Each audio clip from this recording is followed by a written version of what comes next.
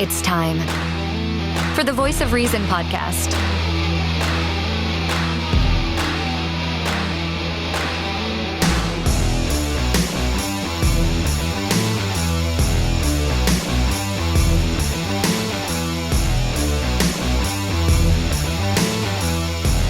Here are your hosts, Sean Phillips, Andy Van Beber, and Travis Kirkendall.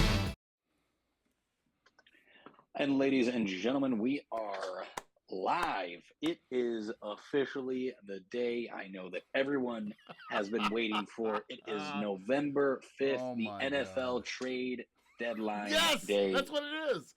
The NFL trade deadline. Yes. And man, what a day.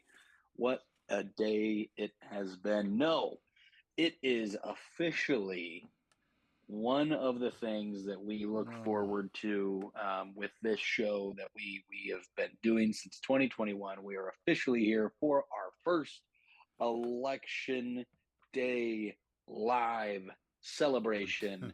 And boy, I don't know. I don't know if I'd say celebration or not, but I mean, well, it depends on who you ask. As always, my name is Sean Phillips. I'm joined alongside my friend and co-host, Mr. Andrew J. Van Beber, and we are keeping up with the sweepstakes. I'm sure that many of you guys at home are as well. And man, I tell you, we were just talking about it before we went live. Depending on what news station you are watching is the one that is telling you who's winning what. But I know, V, you probably have it pulled up in front of you there. If you want to kind of over. It depends on who you want to go with. Who's winning? If you're looking on our screen right now, if you're watching our screen right now, this is from Axios. They kind of the ones. They're a source who feed people like NPR and AP and like that. They're kind of a right now. They're showing Trump at 178 electoral votes to Harris's 99. If you go to Fox right now has Trump at 119 to 113 for Harris. CNN right now has 154 for Trump and 53 for Harris. So a lot of it depends on who, like you said, who you're listening to and who you're going with. I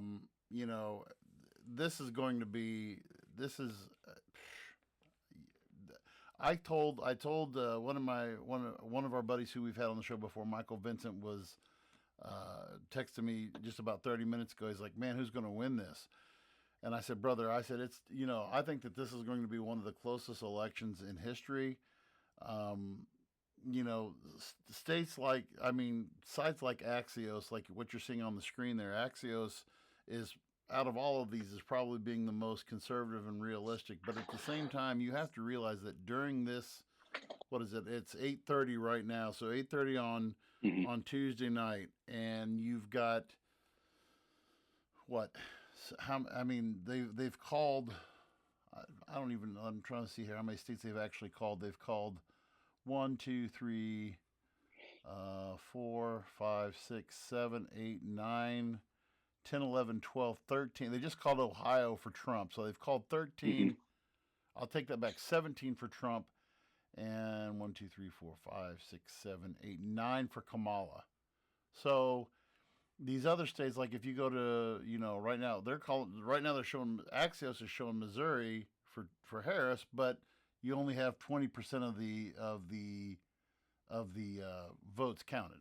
So it's, it depends on who you're going to watch and who you're going to listen to and what you're going to, who you want to go with. So sure. Are there any standout surprises for you off the rip? And even if it was one that you thought the candidate was going to win, but by sheer margin, are there any surprises that right off the bat are sticking out to you? Right now, the fact that right now with Georgia, with 75% of the vote reported in Georgia right now, so Trump has 2.1 million and Kamala has 1.8 million. That margin, you got to remember, in 2020, Joe Biden won Georgia by a little under 12,000 votes. Yeah. and with 75% of the vote, 75% of the votes counted in Georgia, and he's got, an 800,000 vote lead. That surprises me. The Ohio one, when you look at Ohio right now, when I'm pulling up Ohio, with 60% of that, and that's another one that Biden won by a little less than 100,000 in 2020. So those two right off the bat. I mean, the fact that Florida was the first state, you guys, I mean, we had talked about that. What time were we saying that? Was that like 7 o'clock? That was Travis. Yeah, that was pretty quick. Yeah, and so I mean, they called Florida first, and I was so surprised at how quick they called that in Florida. But it's really it really surprises me, those two right off the bat. Right now, Fox is being conservative. They're not calling Georgia for Trump yet because they've still got some big counties that they still have yet to call. So, sure, yeah. When you look at what's your takeaway right now, just as you're looking at this, what's your surprise take right now? Well, so my thoughts on it right now, just based off of kind of what we've seen, some of these swing states, and this is just based off of what polling was saying in the last couple of weeks leading up to it, based off of, I'm going to say polling that I would see from CNN, MSNBC, typically your more left-leaning news station. I saw Fox. I would see Fox, PBS, ABC tends to lean a little bit more left, but I would see with PBS, NPR, Fox, they would still have Harris leading in a lot of those swing states, but they'd be by much smaller poll numbers versus MSNBC, CNN, ABC. I would see there would be a lot larger Harris over Trump in the polls. Now, what we are seeing in a lot of these key swing states, and now there's a lot to still be reported out of Pennsylvania. I do think that Harris will probably win Pennsylvania. I haven't looked. Last time I checked, it was 55% reporting, I do believe, in North Carolina, and Trump had jumped ahead. He was ahead at 55% of the vote, at least the last time I looked at it about 45 minutes ago. So just to update you on that, North Carolina just updated 58.2% of the expected votes are in. Trump has 51 to 47 for Harris right now. Okay, so that number's changed. Even that number, that number's changing. I am surprised at they've already called Ohio for Trump. I'm surprised that was that quick, that the margin was that large. I'm trying to pay attention on some of the exit polling numbers that are coming out, and they're typically seeing, at least from what I have seen in some of the exit poll numbers, that at least specifically in independents, that in almost every key swing state, it seems that Republicans are up anywhere between 5 and 6 points amongst independent voters who might have previously voted Democrat during the last election. So you could say all of those signs would potentially maybe swing things more in Trump's favor. But again, the tough part about this one is that this does kind of feel a little bit eerily similar to the 2020 election. Again, it was a very close election, as we know. But what, again, frustrated a lot of people, especially on Donald Trump's side of the coin in the 2020 election, is some of them went to bed thinking that they had won. And then magically there were, not magically, but there were votes, late counted votes in a couple of these key swing states that swung it in the favor of President Biden. So my guess is we are hoping that, the Republicans, the red, are hoping that this time around there was a bigger turnout from Republican voters. And on top of that, there was a lot of I've seen it this election there was a lot more early voting done by Republicans. Yeah, I've really, I'm, you know, I'm really, so I voted this afternoon. I voted, Hmm. Briley had basketball this morning, and I was, so I couldn't go. I usually like going in the morning because I'm first in line and just get through there, get it done, and get it over with. Yeah, When we went in this, so when we went in this afternoon, there was quite a group that was there this afternoon. The parking lot was full, and for Louisiana, I was really surprised at how many were still there. Uh, sure. the A lot of the down ballot questions in Missouri are going to be interesting. I know for those you have to wait till the day after to get those, and we'll talk about a couple Hmm. of those here in a little bit. But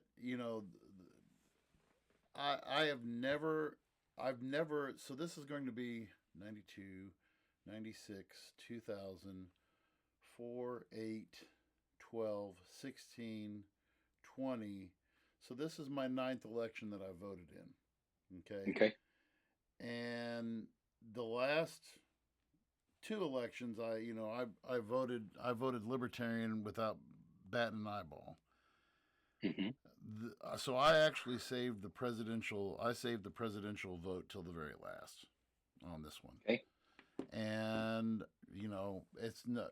I I sat there and I looked at the ballot and I really shook my head because for me, and this goes back to the discussion that you and I and Travis were having on earlier, and Travis and I kind of are relaying the same sentiment. Um, you know, when people say you're voting for the lesser of two evils, you know, Hmm. my whole thing is why do I have to vote for why do I have to vote for Evil. evil?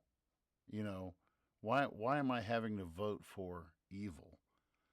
And so, and people already, I pretty much told everybody, I voted Libertarian. Is all you're throwing. And today, and I honestly didn't know for the first time since 2012, I honestly didn't know how I was going to vote because I was really running through every scenario in my head. I'm running through. I'm Hmm. like, okay, so if I vote Trump, so then I'm standing, because I've been on record on this show saying, I like what the Republicans have to do for the economy. I like where the Republicans stand on the border, on trade, on foreign relations. Um, you know, Democrats. I mean, there's just not a lot that. You, and one of the things that I'm seeing, and you brought a little bit up about the exit polls. One of them, and everybody was saying this on everybody I've been watching so far tonight. The chief concern in a lot of these exit polls done by Fox, done by CNN, um, they say one of the chief concerns that they have that these exit polls were showing is the safety of democracy, Hmm. and that, to me, and tell me what you think. I mean, to me, that sounds like that's an echo from the Harris camp. After her trying to play the whole January 6th, banging that drum as hard as she can possibly bang it, and to me,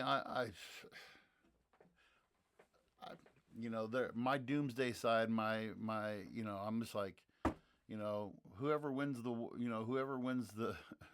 whoever wins the election night starts the Civil War on Monday. I I I still believe that whichever side wins, I'll be surprised if the other side doesn't contest it in some way, shape, or form. Both for hundred Republican or percent. both for Republican and Democrat, because you know, I, to me, it just. I mean, what do you when you hear that? I mean, in the 2020 election, the economy was and this is again what I've been gathering. The economy was the chief concern in 2020. After we were in the heart of COVID, we were going through all that stuff, and now democracy is becoming this overwhelming concern of people. I mean, what's your take on that? No, I'm in I don't knock my stuff over, in full agreement. You know, we saw what happened after the election in 2020. Um, the repercussions, and you're right. I feel like during that period of time, uh, the Biden administration was able to capitalize on COVID, Yeah, and kind of played on that go fear. into. Yeah, But my question is, if you look at things of how were things before COVID hit, and then post COVID after the Biden administration had kind of taken things over, because it's, again, politicians are going to politic. When you listen to the Harris campaign speak, or when Biden was still running, they talk about, they'll talk about their numbers, how now at this point in time inflation numbers are low, and they'll they'll go well, they'll on, make it say what and they then want. but Yeah, when it's like, hey, but why did it take so long, and they'll say, oh well, we had a pandemic that you know like gosh, it's such a straw man argument that I see, and kind of subverting, but I'm also, they do this in the same capacity for the economy, is we have Democrats that are talking now about how immigration, the numbers of the amount of people that are getting into the United States in the month of October, were the same amounts as during the last month of Trump's presidency. Well, they're saying, so what? And their straw man argument is, oh, so you're saying Trump didn't do a good job protecting the border? It's like, no, no, no. You have record numbers of immigrants coming in hmm during the 4 years of this, and then yes, now as we get closer, as we're in the last 6 months of election season, that's when we are doing all the work to get these numbers.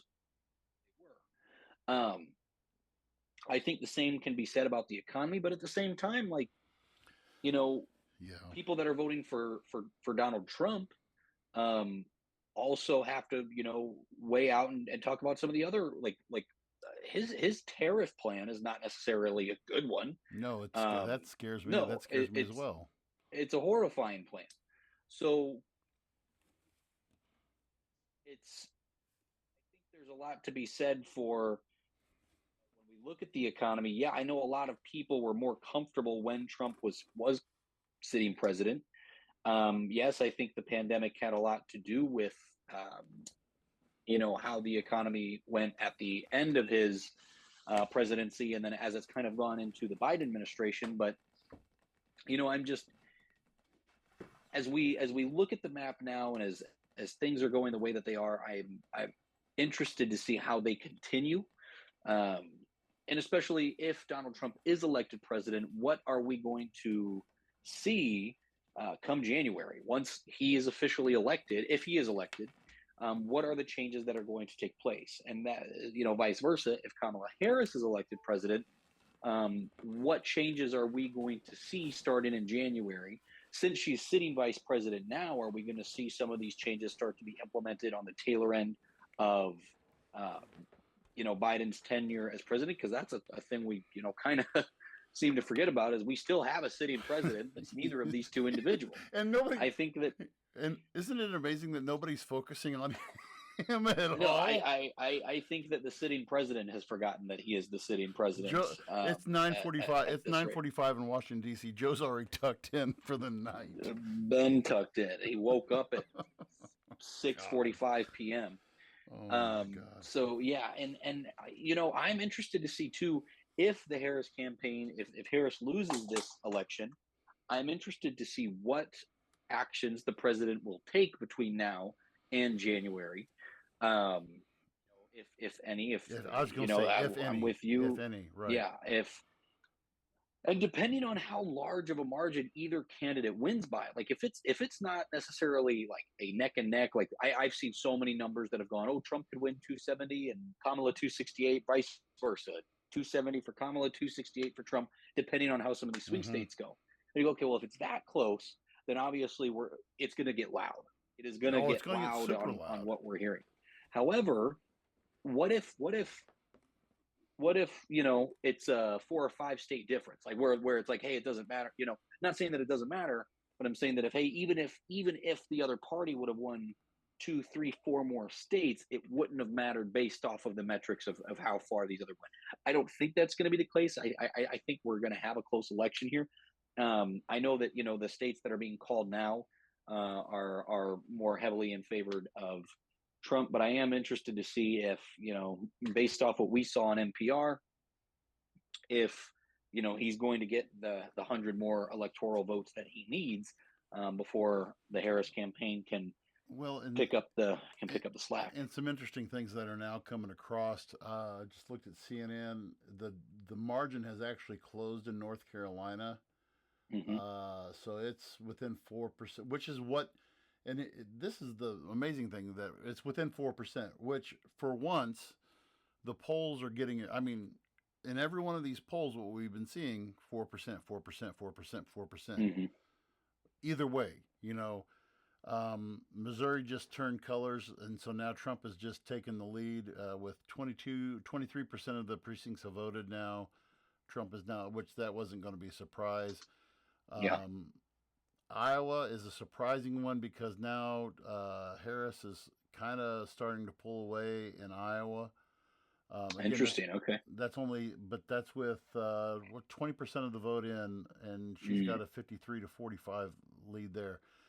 One of what was I want to talk a little bit about. You did some polling this last week through your Facebook. Why don't you share a little bit about what you asked and what you got back? Yeah, so I did just an internal poll on my Facebook and my Instagram post, just based off of my friend group, and my friend group is pretty diverse. I wouldn't say that the metrics exactly line up the same way that the demographic of the United States is broken down, but I have a lot of female friends. I have a lot of LGBTQ friends. I have lots of white friends, Black friends, Hispanic friends, Asian friends. Part of that comes with a lot of the organizations I've been involved with in my life, some of the jobs that I've worked in my life, and with me being in the military, you kind of have a plethora of different individuals in your life that kind of come and go. So I just ran a poll, and it was, hey, who are you voting for? And I gave several options. I gave 4 options for each. I put Harris, Trump, undecided, or neither. And based off of the metrics that I had between both of them, and I subtracted a couple folks, I had over 100 people vote. So this is just based off of 100 people that answered my question. 64%, around 64% was for Trump. I had 30% for Harris. I had about 5% for undecided, and the remaining like 1 or 2% was for neither. So that was like one or two people. Mm-hmm. And I think what surprised me off the rip, from the metrics that I saw, I had a number of, I was surprised, I guess in general, to see the amount of women that were voting for Trump. And that's not because I think that women are, anti-Trump, but it was just based off the narrative that at least I see, that what's in my algorithm, whether it's through Facebook, Instagram, X, whatever it is, the algorithm that I see is that typically his numbers are low. But I would say that of the women that, voted, I saw it was a pretty dead even split of 50-50 between the two. So I thought that his numbers amongst women, at least that were our friends or followers of mine, were higher. What also surprised me, of those women, I had of the 100 people that voted, 6 of them were Latino women. Every single one of the Hispanic women voted for Donald Trump. Every single one of them. Mm-hmm. Not one of them picked Kamala Harris. Really? You know what? I take that back. I had one individual that did pick Harris. So I had 7. So I had one that did pick Harris. I'm wrong about that. But that was one of the big shockers for me. It was a 6-to-1 ratio Women, that's Hispanic women picking Trump wow. over Kamala Harris. It was a pretty even split amongst black males. African American males, it was pretty 50-50. Now, I can say those numbers might be a little, I don't know if skewed is the metric that I'm looking for, because a lot of those friends of mine that are African American are I've met a lot of them in the military. So that might have been why that number was, because I will say that most of, with the exception of I think maybe one or two, but most of the black men that are friends of mine that picked Harris, none of them are in the military. Not any of them were. Maybe the exception of one or two, but most of them are just people that I've met at jobs, or I've met at leadership seminars, or high school life, just things in general. White men, traditionally, yeah, they were pretty much all for, not all for Donald Trump. There was a hefty margin, but I did notice the trends that I saw, at least amongst the friends that I have or followers that I have that picked Harris. I would say that of those that were white men, or white with maybe Hispanic or another background, the individuals that picked Harris, they were from large cities. Friends from Los Angeles, Kansas City, some St. Louis, people that have gone to college, moved elsewhere. The bigger city individuals, white men, were picking Harris. Anyone that was in the rural community was typically leaning more towards Trump. And then even others that live in cities were still leaning towards Donald Trump as well. So do you think it's fair to say same with that the LGBTQ community? I had probably about 10 individuals that were LGBT that I know to be in the LGBTQ community, and I think 4 of them picked Donald Trump over over Kamala Harris. So that's kind of a. Were just individuals that I know, at least told me personally, or I just know by knowing them, are LGBTQ. So some of those numbers could be skewed another way or another if I wasn't sure of their sexual orientation. But at least of those individuals that I knew. So I guess I would say the biggest surprise for me was just the sheer amount of Latino or Hispanic women that were picking Donald Trump over Kamala Harris. And that's just based off the narrative that I would see in trends and internal polling of how she was doing with the Hispanic voters versus how he was doing with Hispanic voters, and then especially women. So, but at the same time, I'm interested. I saw an article, and I've been told by several people, allegedly, there was a guy in Pennsylvania that helped like over 300,000 Amish people in the state of Pennsylvania registered to vote. So I'm interested to see how those metrics, shift things. So it's always like, I don't have any Amish friends on Facebook, so I can't, include them in my internal polling. Oh my God. So yeah. Okay. So I have a live update from NPR. What are they saying? NPR presidential results not yet called. We are still at 251. Harris is at 99. Trump is at 188. Yep, that's what I've got. That's what Axios is saying. Okay, and likely Democrat. Let's see here. All these are pretty same. Minnesota, at least. I won't get ahead of myself. Only 1% is reporting, but in Minnesota, 62% leaning towards Donald Trump 1.2%. Yeah, 1.2%. I think what really shocks me about Minnesota is 339 votes for Robert F. Kennedy so far. Well, and he and Robert Michigan F. Kennedy too. talked Michigan about too. He has 3,700 votes in Michigan. So and he even talked about he's gone on. I've seen several ads of his this week alone that were like, "Hey, I'm on the ballot in these states because they won't take me off. Do not vote for me." It was like, if you wanted to vote for me, put it towards Trump. Oh yeah, he straight up said you can go to his page now. It straight up says, if you want to see me in Washington, vote for Donald Trump. Yeah, because Trump will put him. So that really, I had not that what you just said about the about the Amish thing. That's amazing. That's just straight amazing. Uh, Fox just updated their number 195, 117 for Trump, and CNN is at 162.81. So let's talk a little bit about some of these down issues on the Missouri ballot because we do have. And by the Hmm. way, thank you for all the folks who are joining us live tonight on TikTok. We've got quite a few there who are with us there on TikTok tonight. Thank you for joining us. Um, but some of the Missouri down ballot issues, there were one, two, three, four, five. So there were five different constitutional amendments and measures that were put up before the Missouri voters. Um, Hmm. Two of the big ones, I want to, first of all,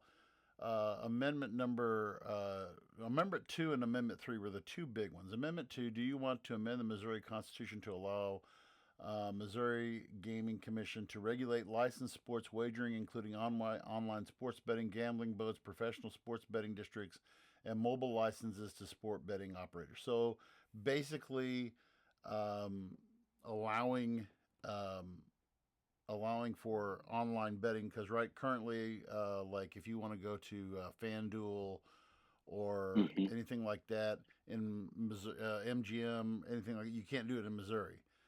Um, Amendment number 3, do you want to amend the Missouri Constitution to establish a right to make decisions about reproductive health care, including abortion and contraceptives, with any governmental interference of that right presumed invalid, remove Missouri's ban on abortion, allow regulation of reproductive health care to improve or maintain the health of the patient, require the government not to discriminate in government programs, funding, and other activities against persons providing or obtaining reproductive health care, and allow abortion to be restricted or banned after fetal viability except to protect the life of health of the woman. Um, Overall, when you look at the amount, St. Louis Post Dispatch a few weeks ago did an article on both of these issues. Um, the amount of money, and I should have wrote down the amount, but the amount of money that companies like FanDuel and they spent an ungodly amount of money Mm. Oh on yeah. Amendment 2. Um, the only, of course, me being a part of Missouri State Teachers Association, we Missouri State Teachers Association was not totally 100% on board with this because of where they said the money was going to go to. And again, it's that whole thing of money's going to go to education and unlike the lottery, there's no way that they can divert this to another fund and that this is going to go directly to education. They can't replace. They said the same thing about lottery back when I first started teaching over 25 years ago. Hmm. When they were going to say, okay, we're going to, when they brought in Powerball, that was the big, oh, this is going to generate more revenue. Uh, nah, not so much. Um, this is some of the things that they're said. Another wording on the ballot for that was governmental entities estimate one-time cost of $660 million or $660,000, ongoing annual cost of at least 5.2 million, and initial license fee revenue of 11.75 million. So upfront cost for the Missouri voters would be somewhere, looks like a little bit over 18 million. But they said the revenue from this could range up to 29 million a year Hmm. for Missouri, whatever. Um, I, if they want to, Missouri's one of the, Missouri, unlike where I lived at in Illinois, Missouri has a balanced budget. Missouri has a, no matter how you shake it or shave it down, Missouri has a balance, and that's actually a constitutional amendment that came in 1992. I remember because that was one of the Hmm. first things I voted on, were term limits and balanced budget amendment that were added to the Constitution in 1992. Both of them were added that year, and so you know if it's going to generate revenue, I'm not going to go out tomorrow and get FanDuel, and I'm not going to, but for me, if it's something that's going to generate more revenue for the state, And in the off chance, and this is my bias speaking, but in the off chance that it does generate more revenue for education, more power to them. I don't know Mhm. what's your thoughts on that? No, I'm 100%. I don't care if every last tax dollar of sports betting would have gone to the transitioning of crawfish sexual orientation. I in the state of Missouri wouldn't have given a shit. Um, I, you Oh, know, I understand. Don't get me wrong. I completely understand why we would want the language of the bill to ensure, or the amendment to ensure that the, you know, to ensure that teachers and students and the education system is taken care of. I will never forget the Missouri Lottery. Was supposed to pay for A+ for yeah, students, and I remember there was a, yeah. a, a gap 2 years. I think it is now fixed. Yeah, it's been fixed, Yeah, it's been but there was a fixed. gap. Yeah, right. There was a gap due to, I'm not going to name any names. Cough cough. Governor Jay Nixon on Oh, individuals who did not properly use uh, that budget the way that it was supposed to be entailed, and fluffed certain pockets and helped out certain friends. Cough cough. yes. Governor Jay Nixon. Hmm. But that has been fixed. So I understand the importance of wanting to make sure that funding is put into the right place. However, I'm also a firm believer, and maybe not a firm believer. So I said that wrong. But look, one thing is a proven fact, and that is that the tax revenue generated from sports betting is very, very, very profitable. Hmm. Now, I am in the park. We need to ensure that those profits go to the right people. However, as bad as this might sound, that is something that we can fix. That is something that can get fixed over time. However, until we have sports betting legal, we won't be able to fix it. So, um, again, I have sports betted maybe twice in my life when I was in a state where it was legal. And for Hmm. me, it just made that day more enjoyable. And I sports betted all of $5 Yeah, both times. that's So it is not something, if you buy a scratcher, if you buy Powerball here and there, you could treat it the same way. Obviously, people that have gambling addictions are going to have that's gambling yeah, addictions. that's what I was going to go to Here's the next. thing about Missouri, though, too. Missouri is a very interesting state because we are only allowed to have casinos on bodies of water. Hmm. And so I Yep, know that casinos probably levied pretty hard against this passing. Um, because it's going to take them out of the casinos, right? correct. And so that's where things get a little bit interesting. But again, one of the propositions that was on the ballot this election came into building a new casino on the Bagnell Strip at the Lake of the Ozarks, By the way, which, your buddy Reed Leak just got on Twitter or TikTok and said, "I heard Sean was going to open the casino down by the Osage River." So, thank you, well, Reed. I'd love to, and I'm interested to see how that proposition goes as well. Yes, definitely. When I lived in California, you would have thought I would have thought that legal sports betting would have been huge in the state of California. That was actually on the ballot when I lived there, and that failed while I Really? lived there by a Wow. hefty margin. Wow. So it is, again, it is interesting to kind of see where that. I know that the first, it was weird, and I don't know how this works, but this was just on Google earlier, so I saw that it was like they had 70% reporting on Prop 3.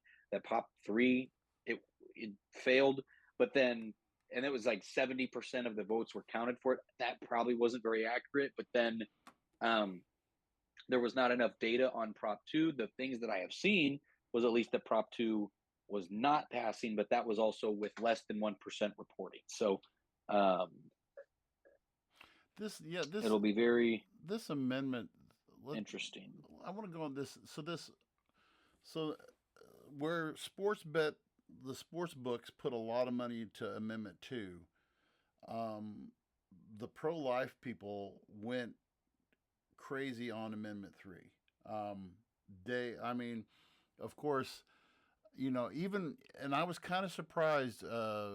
Last week or 2 weekends ago, I drove Uber down in St. Louis, and I was really surprised in like in like some of the residential areas and rural areas, and even in some of the urban areas there in St. Louis and North County, the number of vote no on Amendment 3 signs that I saw, and amazingly enough, this is something that really struck me in St. Louis was seeing the vote Mm-hmm. no on Amendment 3 next to Harris wall signs. And Mm. that was baffling to me because one of the things that Harris has ran on has been reestablishing, trying to, it was ignorant for her to say though, just to say I'm going to put a bill through Congress that's going to overturn the ban.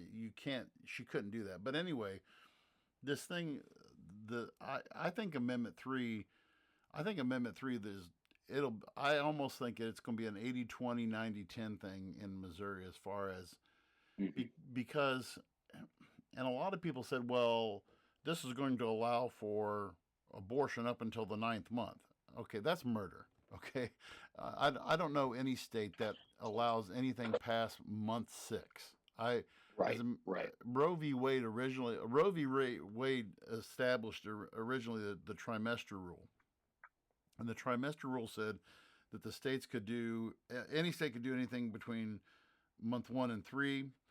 3 to 6, they could put reasonable expectations or reasonable limits on it. And Roe v. Wade said anything after 6 months, because that was in 1974. And even in 1974, life could be sustained outside the womb at 6 months. And so now with this amendment, I think, and I'll be upfront and say I voted against Amendment 3 because it just, to me, the wording was just way too vague. I mean, I believe in rape, incest, and the health of the mother. Those are always going to be my three, but I think there was to play devil's advocate on Amendment 3. I thought there was a lot of scare tactic that was being put in there because of the whole transgendered. This is going to allow for kids to be to do transgender reassignment, and I'm reading this, and there's nothing in this amendment that says anything about LGBTQ or transgender or gender reassignment or anything like that. So I don't know if that's just again scare tactics of the other side and saying, hey, Mm-hmm. this is how we're going to play it. But what were your thoughts on 3? Um, I'm in the boat with you. The language on it was worded very interestingly. I did like the inclusion of on the ballot that it said if not get if it does not pass, that it still protects the rights of women, um, for their safety, for the health of the mother. I Mm-hmm. think that was one of the biggest scare tactics from the people that were for Amendment 3. Um, just that I saw a lot of these really nasty campaigns, videos that were essentially like women in distress, and a boyfriend picking up a phone to call 911, and then some Republican senator grabbed the phone from him and said, "No, remember what we voted for. You cannot save the life of your Yeah, yeah, wife yeah. during things that are just blatantly not true." Right. Um, and so, as far as the language of you know, including transgender procedures, what I'm seeing right here, um,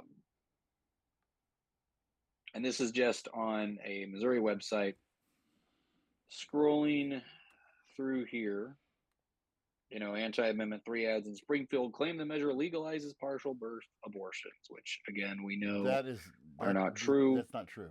Um, But this is a legal expert's interpretation of Amendment 3. Opponents of Amendment 3, some are arguing that the term reproductive health care is very broad and could include gender affirming care, and it's not clear that it is reasonable interpretation at all, because gender affirming care is generally unrelated to pregnancy, the desire to become pregnant or to terminate a pregnancy, Right. said McCormick. They're just not the same things at all. So again, it is taking the problem with some of these amendments. When you use broad terms, people are going to take advantage of the fact that you're using broad terms and use them to their liking. So of course, when it's talking about reproductive rights, they could make the argument, that, hey, they are going to do everything that they can with this amendment to continue to do work on transgender men that are transitioning to women so that they eventually can become pregnant. Yeah, that's the kind of shit that these people fear monger together, when we just know those things aren't necessarily Right. true. Not possible. Right. Um, Right. so again, it is taking what the actual issue is, and the issue is here is stating clear language of, hey, when is too late for these abortions, and the most important thing is we have to protect the mother, and then essentially also we need to protect the baby that is growing inside of the mother. And again, I am a firm believer that states should have the rights. Again, it's one of those unfortunate things where I wish it could be a black and white. Here's the language. This is what the language of what it is. We're not making it difficult for you to understand. It is about pregnancies. It is about abortion. It is not about gender affirming care, in schools, and that was just kind of the message that was pushed. So it'll be very. I'm fairly certain that one will not pass. Right. Just based off everything that I've seen. But you're right. I even in Hannibal, there were a lot more Harris Walt signs in Hannibal, Missouri, than I thought that I would have actually Right. seen. But I'm in the same Same boat here with in you. Louisiana too. Yeah. In some of those yards, I also saw vote no on 3. So One of the before we go off tonight, so now for those of you who'll be listening to the podcast later on, so now at 9:15, um, so we have 190 Axios is showing one which is NPR as well, in 198 109. Fox is at 205 117. CNN is still 172.81. Um, just this is too early. It's way too early for Trump to be taking a victory lap because mhm. number one, you still have within the next hour. Well, polls that have already closed. Arizona is closed. Harris is ahead by in Arizona. Harris is ahead by 16,000 in Wisconsin. Trump is behind. Looks like about 2,000 2030. Okay, Wow. which that's with 44%. Michigan is starting to open up a little bit. Um, well, looks like about 16,000, but again, there's only 17% of the vote. If you wake up tomorrow and there's a president that has been declared, and I've said this to my students, I'm going to be very surprised if we know the outcome of this election by the end of the day tomorrow, because Yeah. like you said, we could. I mean, we could have a 272. It's very possible to see a 270, 268. And one other thing I want to bring up too, right now as the Senate sits, majority, it's 47 to 36 right now in the Senate. We have had one flip To the Republican Party. to the Republican Party, which was in West Virginia, which was kind of that was Senator Elliott from West Virginia, who was the incumbent there for, and this new I don't know who Justice is, but he's blowing the incumbent out of the water. As far as the the incumbent Nebraska is looking like it's going to flip, but to an independent. Interesting. Yeah, the incumbent Fisher, senator from Nebraska, Fisher, is down about 19, actually about 20 plus thousand votes, which that's interesting. Um, the nothing else surprising there. Bernie, they've declared Bernie the winner in Vermont again. Way to go, Bernie. In the House right now, it's one. Of course, the House is up for re-election every 2 years, regardless. And right now, the count in the House right now is 123 to 85, and that's we haven't even got to California. We haven't gotten through, So that'll be interesting. If you wake up tomorrow and you say, "Hey, the guy's missed," I'm going to stand by my guns and say that this is going to be, oh geez, they just changed Wisconsin To Trump. to Trump. So now Yeah. Trump has 700. It's still within 0.3 percentage points. 700. So it went from. So So now Trump has 760,000 of the votes, and Harris has 755. So mhm. and that, I mean, just as I was sitting here talking to you, that just boom, just like that, just changed just now. Georgia looks So like. I don't know how accurate this is. It claims it's accurate. It's been accurate in the past, but I am currently looking at it is a betting site called Polymarket, Mm-hmm. and Polymarket is the betting odds of the election, Mm-hmm. What are they which showing?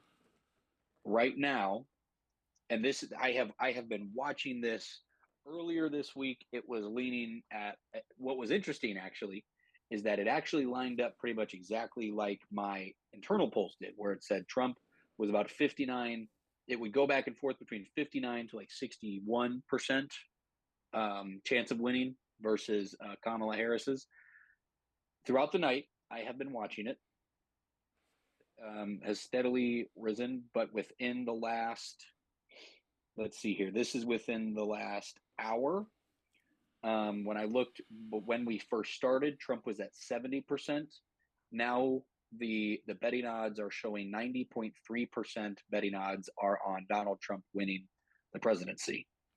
Oh. Um, And and 9.6% odds on Kamala Harris. But what's interesting though is that again, and this is why I just say I don't know how accurate this is necessarily because the prop bets that are on here right now, what are? swing states, it's showing that it's 90 to 10 Trump over Harris in Arizona, 91 over 91% to 9% Trump getting the bets in Georgia, 82% to Harris's 18% in Michigan.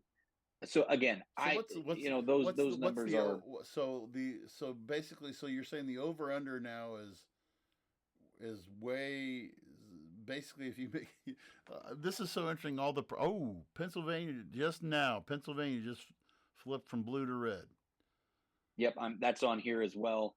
Yeah. And what's Wow. funny is the popular vote winner. What was interesting about this is actually Harris was 60% popular vote winner But versus 40% Trump. But it's here's always this. That was a week ago. Now the popular vote winner, Trump is at 50%, Harris is at 51% of being the popular vote winner. That and number has substantially balanced out. and Fox right now But is showing the popular vote on the screen right now at 43,335 to, they just pulled it off, but it was about the number that you were saying, and they just updated their number 205,117.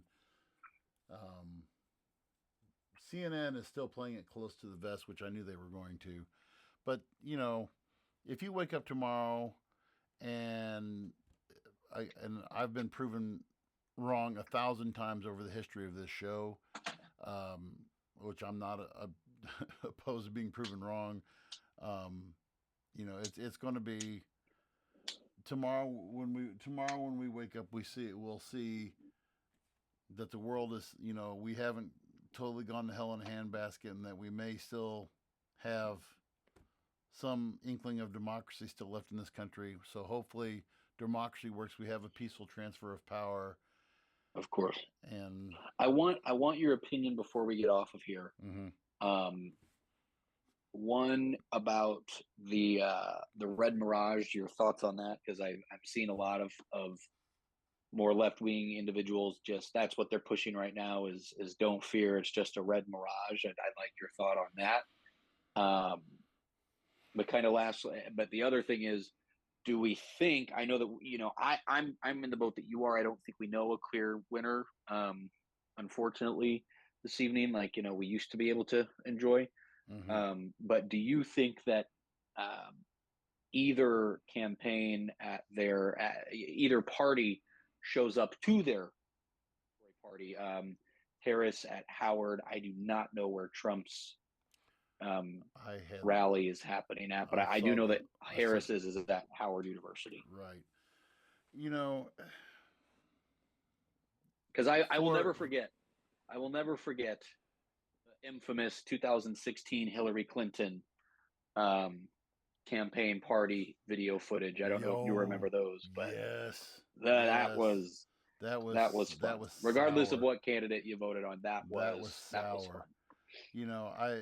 The term red mirage. I mean, I think when you said that, it just kind of reminded me of 2 years ago when we talked about the red wave that was supposed to have happened during, that people were so disenchanted with Joe that there was just going to be this overwhelming red wave.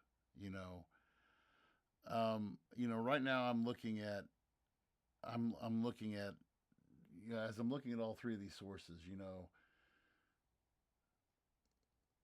CNN is playing it so because it's you don't have to be the head checkout clerk at Walmart to know that CNN leans left, and you don't have to be the head mechanic at Jiffy Lube to know that Fox leans right. As far as a mirage, well, there goes that. Iowa just changed from blue to red too. But I honestly think that they're kind of playing the same game that Republicans played back in 2020. This is all. Don't worry, this is all going to pan out in the wash. This is all gonna. Don't think where everything's going to be all right. And I'll close with this, and you can close with what you want to too. My hope, and I alluded to this a little bit earlier. My hope is that democracy prevails,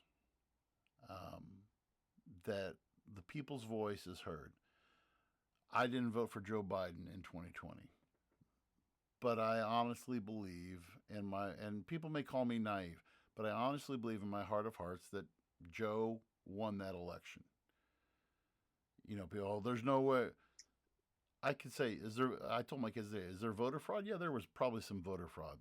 But for 7 million votes, okay, democracy prevailed. As much as people tried to overturn it and I'm not saying Trump tried to overturn it, but those wingnuts that stormed the Capitol, tried to overturn it. And that to me was a threat to democracy. I want to see democracy prevail. And come what may tomorrow, I also hope, my hope against hope is that Trump doesn't go on a revenge tour. That's my, I don't think that we talked about whatever that plan was, that 2025 plan or whatever it was that we had talked about before, that people, the Heritage Foundation was cooking up and everything. That's my other hope, that democracy prevails, and that hope that Trump doesn't go on the revenge tour. Yeah, and I am with you. I hope that regardless of the outcome of the election, I hope that both parties, accept the results of the election. I hope that the boarded up buildings in downtown Washington, D.C. Were just there for decoration and not put to use. I genuinely do. The one thing I could say is, regardless of how you feel about either candidate, be happy that today you were able to go to a voting booth, vote. There was not a gun to your head. Right. The alleged bomb threats that were coming in were from Russia, who clearly just have nothing better to do. They are losing a war, so they are trying to do their best to interfere with our elections again. it is a good thing that you are allowed to exercise your vote.